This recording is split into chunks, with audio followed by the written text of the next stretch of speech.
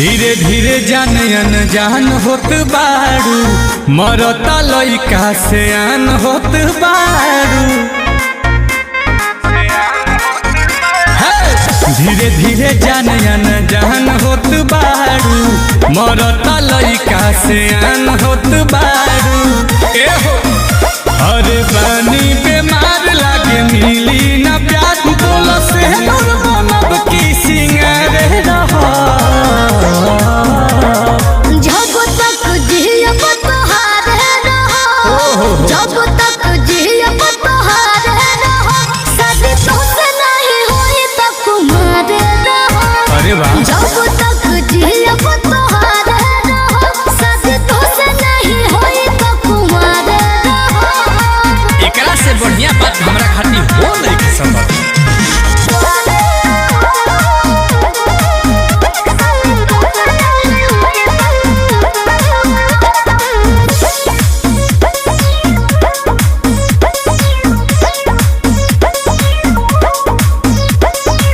सब मन जाई ना तो जान जाई, हे रहनी हो जा तू राजी हो।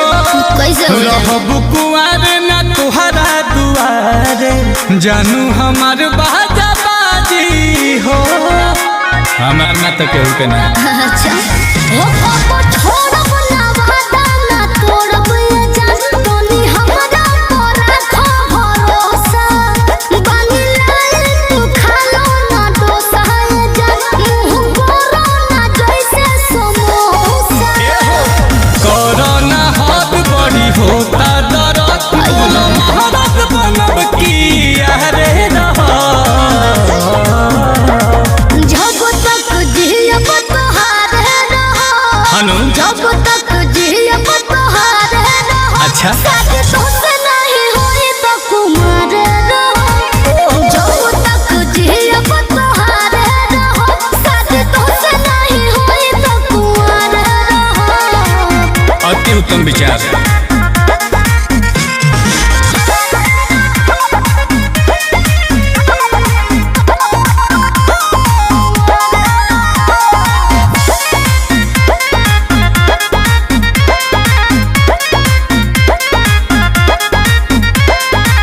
छूटी ना प्यार परिवार भले छूटी, देखब के हमारा के बोली हो। कलो सगाई तबे तो हरियाई, नील कमल घरे डोली हो। तुम तनी प्रयास करो धनिया। काहे मनवा में फूटा तलावा, ई मोहब्बत बाबा तोहरे दावा। दिल में मिली ना आंसू के जवा, केहू होई ना तोहरा मालवा।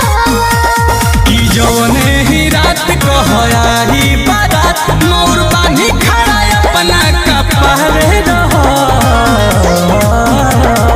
जब तक जियब तोहारे रहो, जब तक जियब तोहारे रहो, शादी तोसे नहीं होई त कुमारे रहो। जब तक जियब तोहारे रहो, शादी तोसे नहीं होई त कुमारे रहो। तारा का लगा काम कर ले, ये बंदा रहो, दिमाग से ठंडा रहो।